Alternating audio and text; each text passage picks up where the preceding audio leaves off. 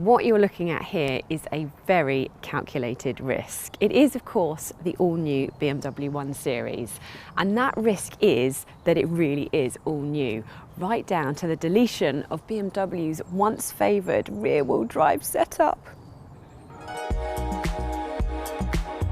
Clearly, we've got plenty to get stuck into over the next few minutes, but before we begin, here's a reminder to subscribe to the CarGurus UK YouTube channel and switch on those notifications by clicking on the bell icon so that you'll know when our new videos go live.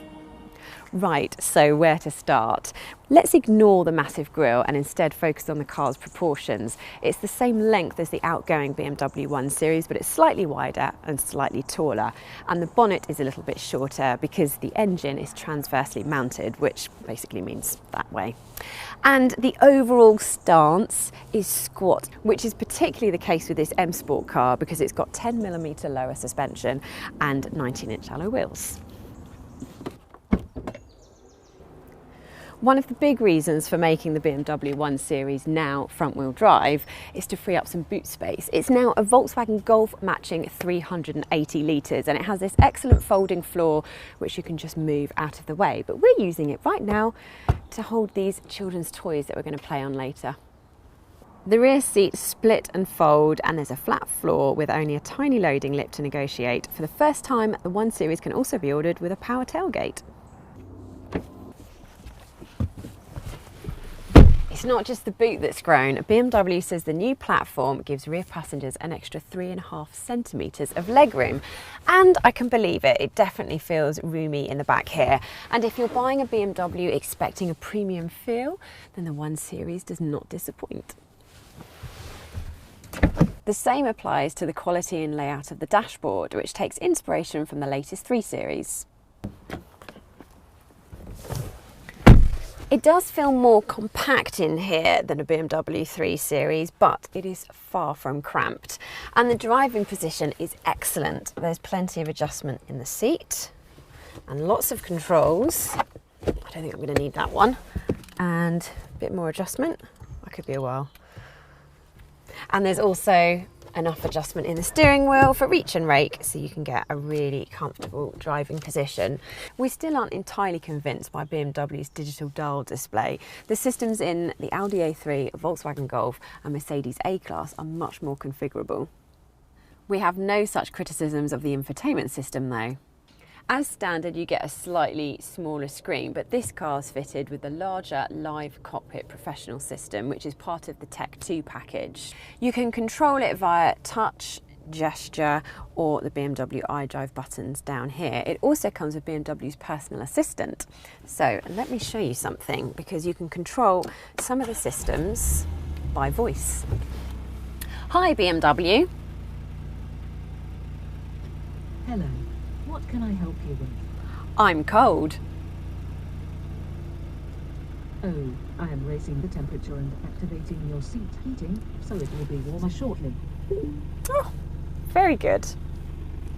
Right, while I warm up, let's have a bit more of a poke around in here.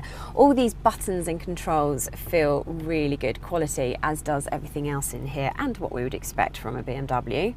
And then in terms of storage, well, that's really good. We've got 2 cup holders here. We've got a good sized glove box. We've got a little bit more storage here. And we've got somewhere to put a large bottle of water.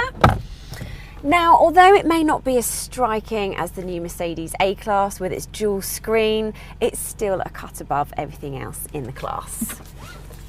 And on that note, let's take it for a drive. The car we're driving today may look like a hot hatch, but it's actually the entry-level 118i, which is about as far from the flagship 2-litre turbo M135i as you can get. It's a 3-cylinder 1.5-litre petrol. The engine is super quiet, smooth, responsive and surprisingly brisk. It's only really when you want to go from 60 to 70 that you'll crave more power. That aside, it's a great car for motorway driving.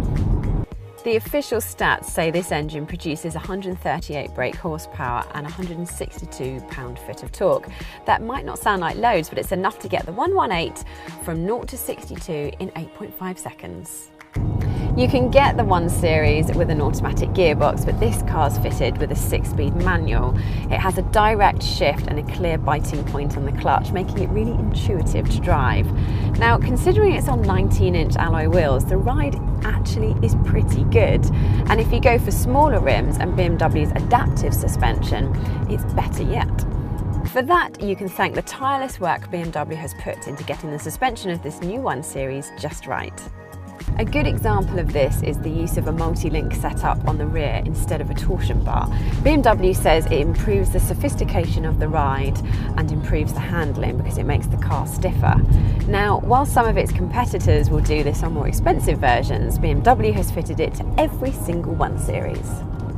At the same time, BMW has foregone a variable ratio steering rack in favour of a quicker constant ratio system. This is all in a bid to make the 1 Series as great to drive as it possibly can be.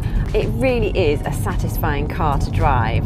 It steers well, there's plenty of grip, and it just feels keen. The only thing you don't get is that wonderful balance that really only comes with having rear-wheel drive. And even though this is the lowest powered 1 Series, you still get occasions where the front wheels are trying to put that power down on the road and the steering wheel squirms in that attempt.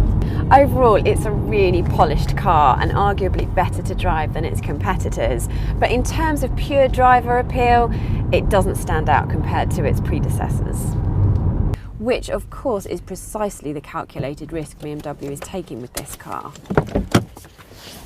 BMW's own research has even shown that most 1 Series drivers didn't even know their car was rear-wheel drive, which begs the question, is it really that important, particularly when the firm's desire is to optimise the packaging? Looked at through the lens, it's no surprise that BMW has made the latest 1 Series front-wheel drive.